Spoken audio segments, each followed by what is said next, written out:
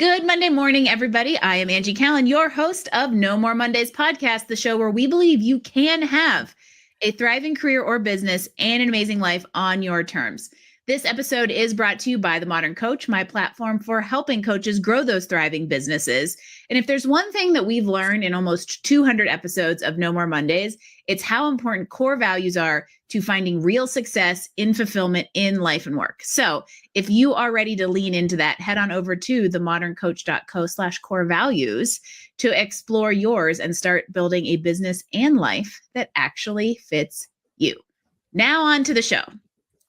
We have all heard the saying, what doesn't kill you makes you stronger. But what if adversity did more than just build our character? What if it invited us to reimagine what was possible and it revealed the best versions of ourselves? That is exactly what it did for Diane Simard, who is here with me today. She is quite literally an example of what didn't kill you made her stronger, where she became the incredible authentic business strategist, award-winning author, and mental health advocate that she is today. Cancer didn't just change this survivor's life, it transformed her mission. She went on to found the first graduate-level psycho-oncology training program in the US, wrote 3 books, and continues to mentor executives navigating change, identity, and legacy. Get ready because we're going there. From what happens when you stop hiding your scars and start telling the truth to creating impact from the messiest part of your story, we've got a good one for you today. Diane, welcome to No More Mondays. Thank you, Angie, and happy Monday. Yay! I think this is going to be an excellent start to the week for you, for me, and for everybody out there. So let's get to it. We mentioned the C word has already been thrown out there. And I think it would help just to give everybody a little bit of backstory, because even though this is, a decade in the past, it's still really formed where you've come today. And you mentioned in your books how that call in 2015 really was a kind of a wake-up call. So walk us a little through that moment, but even more the unexpected gifts that came out of it. Absolutely. Thank you. Happy to. Well, 10 years ago in 2015, I was 49 and a half. And I was working for a company that I had actually invested in. It was a startup company developing electric airplanes. And I had realized that with my public relations degree that was part of the print journalism program at what was then Kearney State College, which is now the University of Nebraska Kearney, I had found myself propping up everyone else, right? Writing their copy, solving their problems, and I didn't have an identity. And so as it turned out, 10 years prior to that, I had had a benign cyst in my left breast. And so my primary care doctor had asked me to have annual mammograms after that, since the age of 40, which I had done faithfully.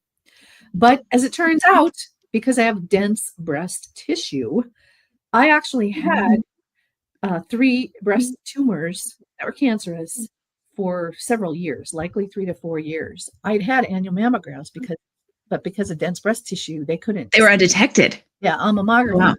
Note to self, I thought I was doing everything right to make sure cancer wouldn't get me. And this is a thing. And a high percentage of women and men have dense breast tissue.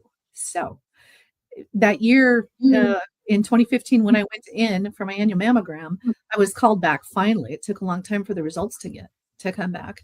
Additional testing, and sure enough, it turned out I had actually intermediate advanced breast cancer. So my deal was that it had traveled to my lymph nodes in my left armpit.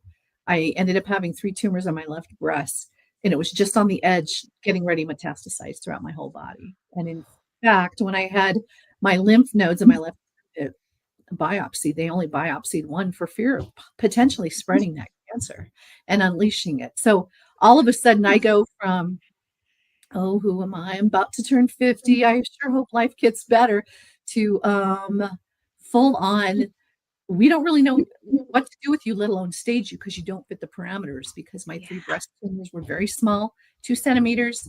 So they staged me as 3C, which is right before your stage 4, where it has throughout your whole body. So I got the nuclear bomb treatment. And so that ended up, I was just high anxiety. I was scared. No history of cancer in my family, of course, which is also not uncommon. And I just decided very early on, because of my PR degree, being a crisis management person, that's just what I'd done, propping everybody else up, that I was gonna channel this experience into a life-changing transformational something, right?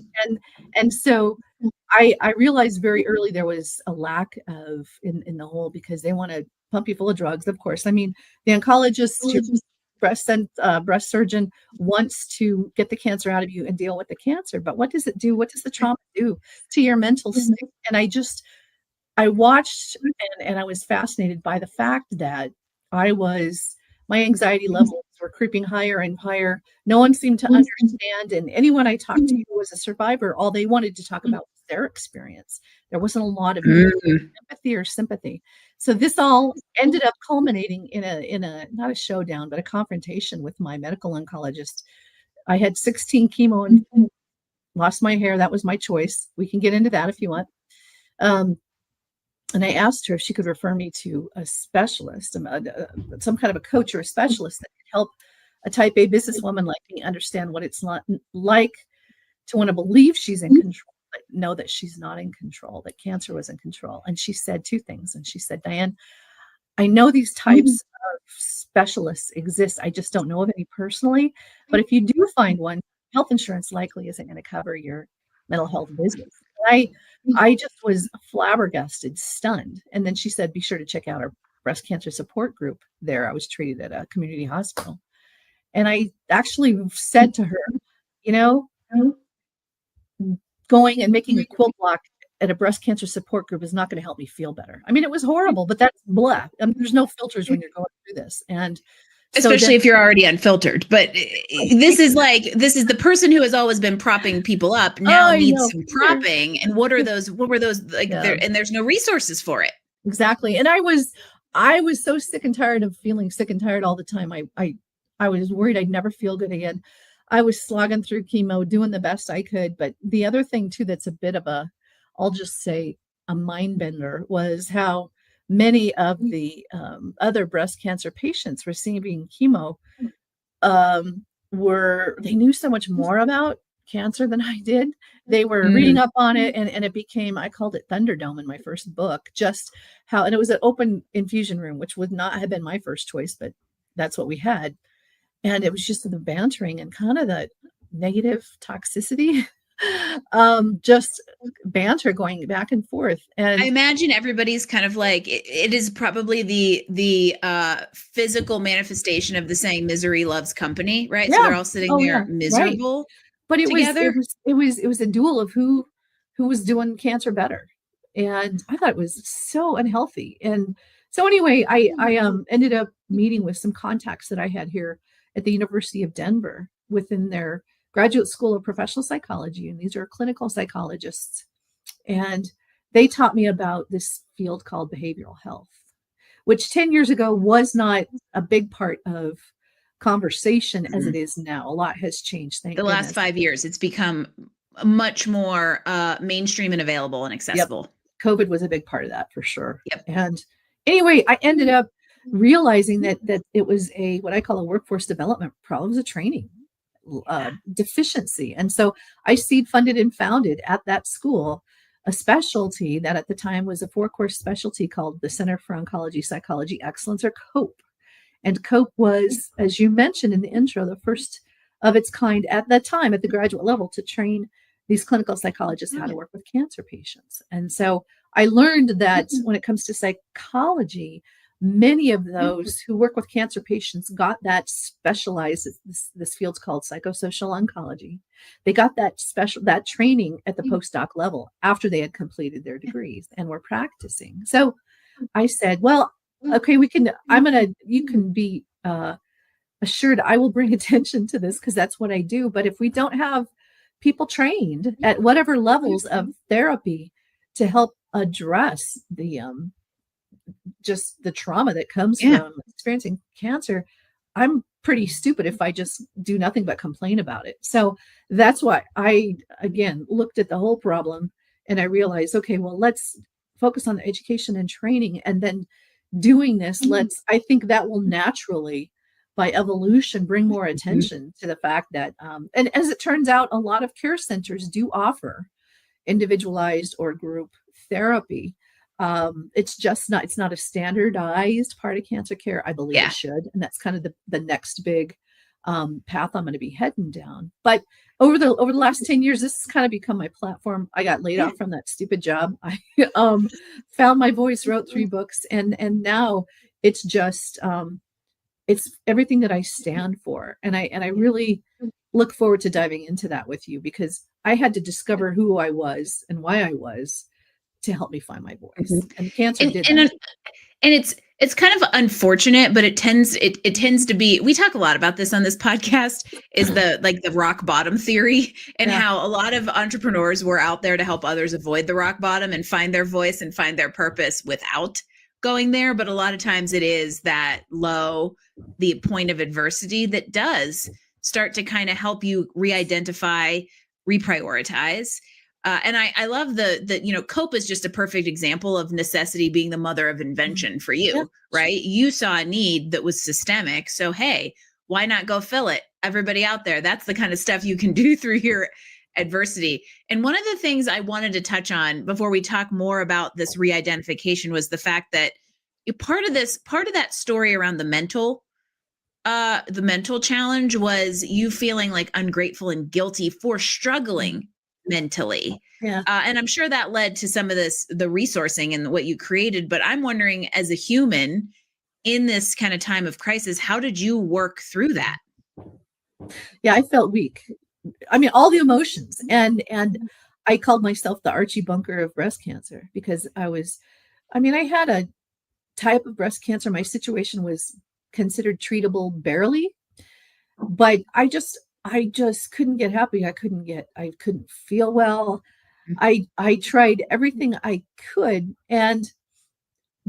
But again, because of my training, you put on your game face, and I wasn't lying. I just did them. That became my coping mechanism, was I'm doing great, and go home and burst into tears. I really wasn't that emotional. I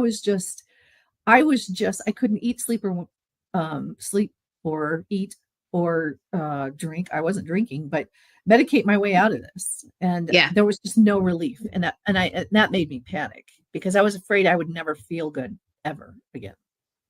Oh, and that's scary for somebody, Diane and I have talked before. So we know we're cut from a similar type A authentic cloth. Yeah. That's really hard for somebody who has previously identified themselves through that propping everybody else, through that, leadership lens. And now all of a sudden you're like, man, how do I get myself out of this? And it's startling, because I didn't have the answers, but I assume people had this expectation that you hear the cancer word. And for some people, just because, and again, over the last 10 years, cancer becoming more manageable is a thing now. And what that means is, in some cases, if you catch it early enough, like thank God they did for me, there is a plan, especially if you have a more common type of cancer. But I not a lot of people understood. And in fact, a lot of people either had me one foot in the grave, or they just didn't really want to hear about my cancer. Okay, you're bald. What more is there to say? And I was trying to work. But I just didn't want anybody's pity. I just wanted to be left alone. But the part that really started to get to me, which was part of my anxiety and paranoia, was I chose to wear a bandana. Some women wear nothing on their head. I just needed to wear something on my head because I scared myself. But I always put on makeup and tried to look normal. But it was when I would go to the grocery store, and I insisted on continuing to shop for groceries and do all that stuff because I wanted to feel human, right? And but it was the stares. It was the way people just stare at you. And then I would make stuff up because my paranoia started to get the best of me. Like, they were thinking, is she going to live or die? Am I looking at a future dead person? And I just was really doing a mind mess with myself, and I couldn't get out of it. I couldn't. And that's why. So let's talk about that, like the transition and the other side. How did you kind of take those emotional scars, and they were emotional scars developing in real time. Yeah. How did you take that and really start to change your perspective and transition into this idea of that adversity can become an impact driver? Gosh, I'm so grateful you asked me that. It was cope. It was asking the questions. It was meeting the psychologist. And it was realizing that this is not, this is something I can do. I need to do something. I need to give back. I need to, and this is uh, an often heard response from those that are going through active cancer treatment. They just want to do something to help others be less afraid than I was. But for me, it was even more than that. It was, I have the contacts, the ability, the, I guess, resources. But it was more than just let's offer a couple classes. It was, this is going to become my identity. Yeah. I'm the problem solver. I am the one that doesn't just start things and expects other people to make it sustainable. I'm the one that continues to drive and to push people and to say, this is important. This is what I do. And this is why it helps. So it was purpose. It was a solution. And it was to a huge deficiency that a lot of medical personnel that I talked to said, yeah, this is just, there's no place for it in cancer care, standard part of cancer care. One of the things was it took a while to figure out the billing challenges. I mean, when I started this, there was practitioners I would talk to that would say, well, we just don't have a bill code for that.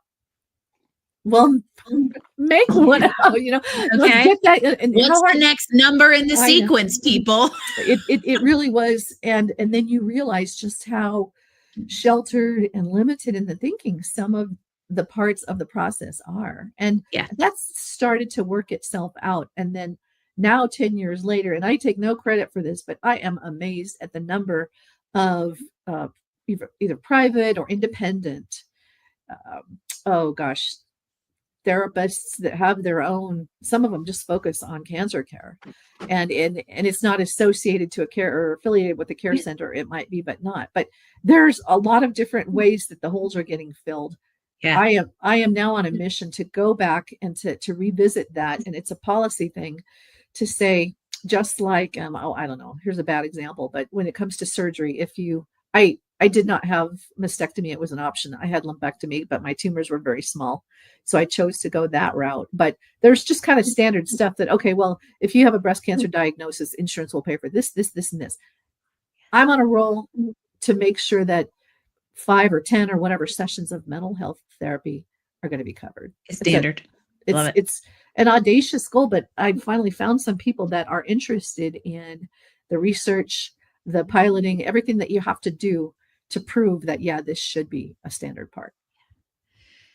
So not to diminish the fact that that is a huge impact on people who are going through something very similar to you, but I almost want to like zoom out and think about how this then applies to life, right? So whatever your flavor of adversity has been, whether it is health, whether it is career related, you know, firing or something like that, we learn things through these experiences. And in your case, you mentioned how it kind of helped you let go of one identity in favor of finding a new one. And I want to hear a little bit more about what that new identity has been, not so much in this like mission related to cancer, but just as Diane, this woman on earth. Thank you. Oh, Diane, the doormat, slowly exited the building. And it took a number of years, well after I completed treatment, which was one of the hugest, largest, most significant accomplishments of my life. But I somewhat went back to my old life as this, oh, wasn't that cute? Look at what she did. Okay, I need you to solve this problem that I just created. And it's your job to solve the problem, not to try to get me to not make these dumb problems appear. Anyway, I reached a point where I was just sick and tired of just being there for everybody else, not to get stomped on like a doormat, but just, you know, she'll fix this. She'll fix this. Just I love that you referred to it as your before version as Diane the doormat. I mean, and it's a good visual. And it really was when I got laid off from this job, when I had been so involved and I'd given so much to this company, and I realized they don't owe me anything. It's a business, whatever. But I did the same thing. I suffered a lot. It was a year and a half of everything that's horrible about a layoff. And it only took me that long because I had 14 years to wallow in of time that I had worked there to wallow in self-pity. I just really kind of felt sorry for myself. And then I just decided, how blessed am I? And I can choose to continue to feel sorry for myself, or I am going to, Mm-hmm. I wouldn't say let it go, because I hold these people accountable. They have an obligation to me that they have not fulfilled. And that's all I can say. And by God, I am like gum on their shoe. I'm not a jerk, but when They it know comes to they will always remember you exist. and I found you can be tactful, but I'm not going to be a doormat. Hey, I didn't Yeah. create this problem. You made the choice, and I'm just going to be around. And so I found worth and value and empowerment Mm. in that. And so now who I call Diane 2.0 is I don't proclaim to have all the answers. I do, however, believe that we are, as human beings, not commodities. Don't treat yourself as a commodity. I went through some uh, mastermind type groups, and I realized I do not do well in group settings because I don't like feeling like a commodity. It's it's a really good idea for the person that runs the mastermind, perhaps, because you're speaking to 25 people and charging them all the same or not, or whatever, however that works. But I'm not being made to feel special. I have unique traumas, backgrounds, and I my heart goes out. But I've done that my whole career. I don't want to do that anymore. I want some individualized, tailored support and Yeah. attention. So that's my other. I went through that. I just had to learn a whole lot, and I believe that I have. And now, but I don't sit here and proclaim to have all the answers. I love to help others find the answers with them in themselves, and you do that first and foremost by. I don't wish this on everybody, but for me, it was a trauma. I really did so Mm-hmm. much. It was the first time I spent that much time on myself in introspection, thinking about my childhood, my youth, learning things about how and why I developed the way that I did, why I think the way I did. Took a couple of those personality assessment um, tests. 30 years, we used to do them all the time in the 90s, and then it became like it wasn't a thing. And I took them again. I'm a whole different person, right? And Well, and that's what like why? big life experiences will do. And I think there's a couple things you said in there that I want to make sure don't get lost. Okay. The big one is you made a choice. You made a choice to be Diane 2.0 instead of Diane the doormat. Yep. And that's a big soapbox I can get on about how we don't exercise our own agency Yep. enough in our lives or in our careers. And this is a perfect example of, quite literally the wake up call that led to that realization over time. But I also think in the maybe aspirational effort to keep people from that from the rock bottom, Yeah. you don't necessarily need the big C call in order to go through and kind of exercise that choice. And so, in your mission to kind of inspire people, I'm wondering what advice do you have for somebody out there who is kind of maybe stuck in the before version of themselves? Yeah, thank you for clarifying that. And I really don't wish cancer on anybody. I pray someday nobody has to even experience this. But when you look at your traumas, the things that bug you, that you feel like you may not have control over, and it can be very difficult. I'm such a strategist and a planner, and this just comes so natural to me that I should, well, you just plan your way. You just like leave him or resign, get a new job. It's just so much easier said than done. What I found helped me most was that I really did think this through. I did recognize and realize that, first of all, psychosocial oncology, the intersection of mental health and cancer, as I call it, is something that's very different. It's very new. Not a lot of people are doing it. Not a lot of people know about it, but it touches pretty much everyone because cancer is so prevalent. And so that was one thing that I'm like, from my business background, I knew, okay, this is relatable. Everybody has a cancer story, whether it's their own or someone they loved or a friend or whatever. There's so much of it, which is awful.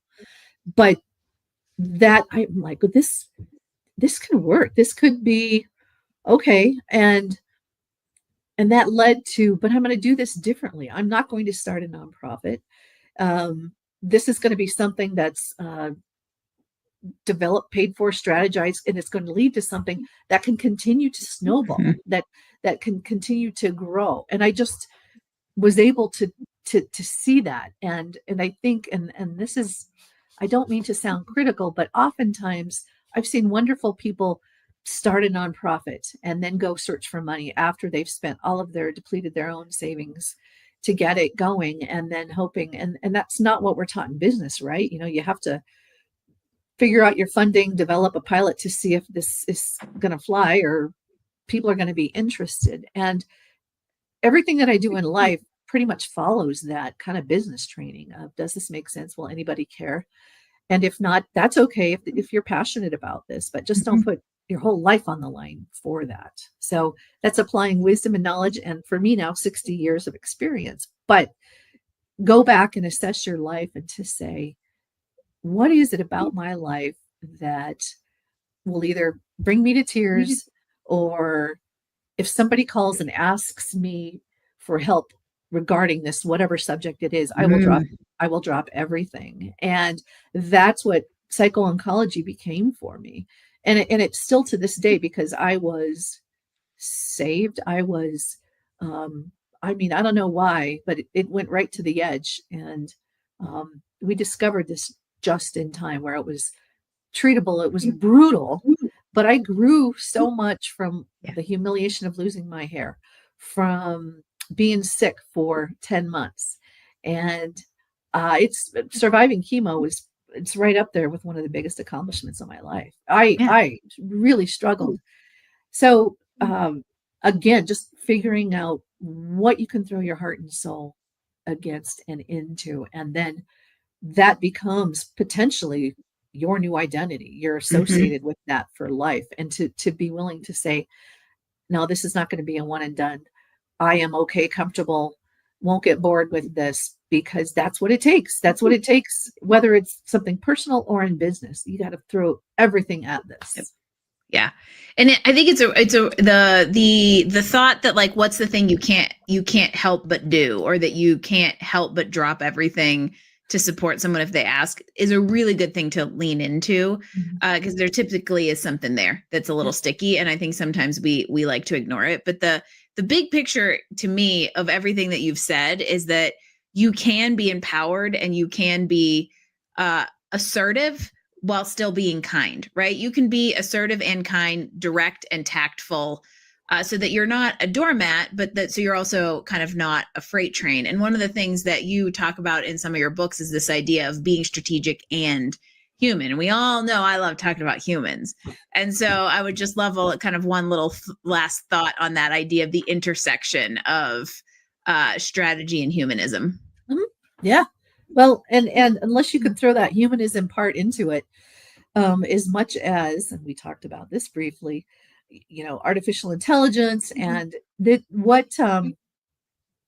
still need to be human at the end of the day.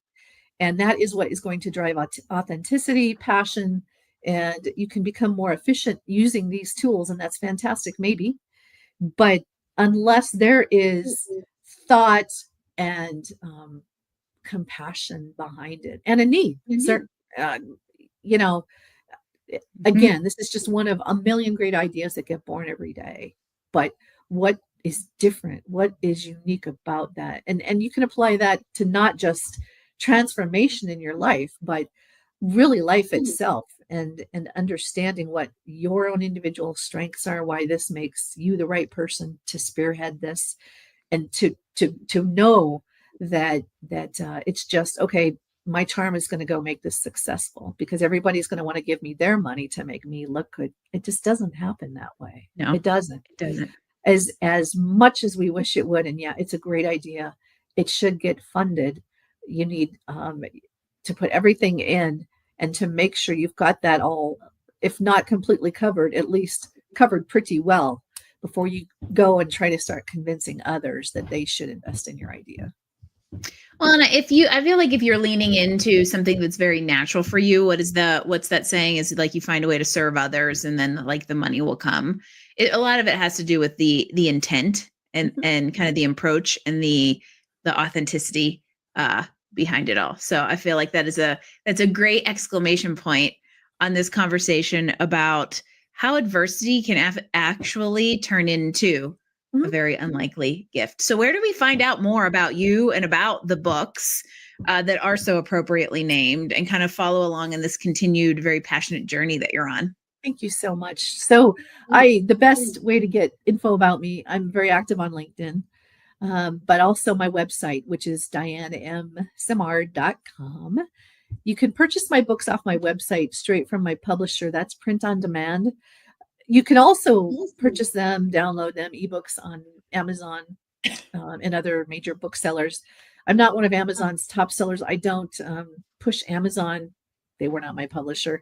So God only knows when you'll get the book if you order from Amazon. So you'll likely need to be patient. That's just how things go when you're not one of their preferred sellers. But my publisher is print on demand. They just hit a button and it magically, a book appears. So that's pretty cool.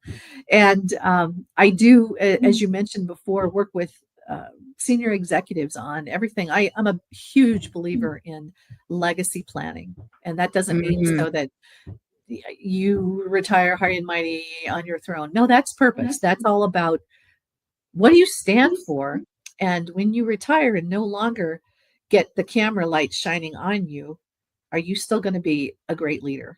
And that's a decision, that's a choice. So if you want to continue to do that, because you have power and influence, you have a lot of contacts, likely, what's the plan for that? And to strategize that. And it could be everything from launching another idea to getting into politics or starting a nonprofit, writing a memoir, whatever that is, but to have a plan, because I've witnessed so many CEOs and senior leaders of businesses that even if they made a ton of money, didn't have a plan for what comes next. And maybe they're not done yet. And so that's of extreme interest to me. And then the strategy, I have a lot of advocacy work that I do. And then, of course, there's more books to come because I have shifted from just writing about adversity and overcoming cancer to let's pull that aperture back a little bit wider and talk about some of what I experienced in my 30 years in the corporate world. Yes.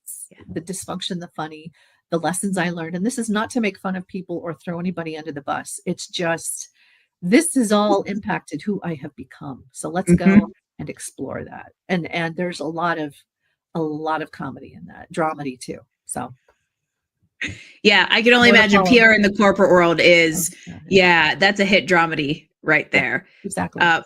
I love the idea that planning with the end in mind. And I think that's something that we should all be doing in business, all be doing as leaders. And we should all be thinking about whether or not a life-threatening diagnosis ever, crosses our plate or not. And so I think that's a really interesting message to bring to people that, you can have an unlikely gift of adversity. And that might just be one part of a bigger story of who you've become today. Yeah. That's so, and again, it may take a long time, not just even as it's happening. It may be something that you process much later and say, wow, look at where I was then. Look at where I am now, what I've done, what have I learned? And so it doesn't happen. It doesn't have to happen right away. Yeah. It did for me, but I've continued to grow on that. And it's opened so many doors. And so this thought of being not just a problem solver or someone that props other people up, but just to be able to have that vision to see, well, this could be for Diane 2.0, this could be a whole new path in life. And that's how it's evolved for me. And as an independent author, I don't do what I do to sell books. I mean, I don't do what I do to make money. I'm not going to make money off of people with cancer. That's not what this is about. And in fact, it was when I shifted my thinking to say, let me spend some time on our personal finances and see, do I really need to work? Well, as it turns out, in my case, it's a unique situation. There's a lot to this story, but I always had a job. My husband has a job. He's retired military. And the harder we worked, we were just paying more to the government. And so that's my aha moment. And I wasn't even angry. It was just, I hadn't taken the time to really analyze and to say, gee, I wonder if by working less, I can actually have more impact. And it became more about the impact rewards and the whole money stuff somehow and I did plan and save. I've done that my whole life, but that's why I did that. Right. And so now I can engage with passion projects. I've said no a lot, just projects that, I really like what you're doing, but I'm not going to just sit there and raise money for you. And I Yeah. wish you all the best. But I have this, I've found this group of people that really seem to uh, be impacted and inspired by looking at some of these traumas and seeing whether they can glean from that. Maybe they're ready to heal more and process that more. And that's where the therapists come in, because I can tell you, if I hadn't dealt with my cancer related trauma the way that I did through journaling, I never met with a therapist, but I journaled and wrote books and I relived it a million times in my mind. And now it's just a traumatic event in my life, like a divorce, like the loss of a loved Yeah. one. And I don't say that glibly, because there's pain and emotions, and that's part of the process. And it sucks at times, but it's just adversity. It doesn't scare me. I don't sit there and pray and hope that an adversity doesn't happen to me. But you also don't live in fear of it. Exactly, because I've Yeah. become wiser about how to address it. Yeah. Right. And again, I don't wish this on anybody, but it really is how you approach it. Yeah. And I think the summary of what you said is that I think it's really important that you didn't, the identity, the doormat Diane was not your identity, but Diane 2.0 is not necessarily, even though this has been a big part of our conversation, identified by cancer survivor. The experience informed who you've become through it. And that's where adversity may not feel like a gift in the moment. But over time and with hindsight, which we all know that saying, it can really bring this purpose and a newfound sense of identity into focus. Absolutely. So well stated. And there are plenty of wonderful people who identify for a long time, perhaps the rest of their lives, as a cancer survivor. That's fantastic. Whatever works for them. For me, it's become a bullet point. It certainly was who I was for the longest time. And one day I realized, nobody really cares about my cancer 5 years ago or whatever it was. And so I throttled back. I backed off on that messaging. And now it's interesting because, like you, I'll get up and speak and I will be trying to make a point. And then I'll say, 10 years ago when I was going through treatment and then the gasp, like, oh my gosh, you're a cancer survivor? You have hair. You're supposed to be bald and laid up in a hospital bed the rest of your life. And so there's this stigma that unless you can address that and to say, it's part of my past. It's part of what made me who I am. In my case, I learned so much about myself, and I hope I continue to have some impact and be an inspiration to others. But it's I'm so much more than that. And now I go back and I say those differentiators, what sets me apart. And you may be there's a lot of cancer survivors out there, thank goodness. But it's those differentiators, what makes you so unique, those stories, those things that you've accomplished that maybe you don't think is a big deal, but people will go, how did you do that? And they'll glom onto that. That's where I think you need to focus on if you're looking at transformation. What makes you unique? And I have no doubt, Diane, that you are going to continue to impact people and inspire them into these transformations. So I think we have just as much more to come from you as you already have given. And I appreciate you giving to my audience today and to just telling your story and proving to people that bad things happen. And not only can we survive them, but we can do great work coming out of it. And that these things don't have to define us, but they can help us see a new way to live and lead in our own way. So I appreciate your time today. Thank you so much for being part of No More Mondays. My pleasure. Thank you so much.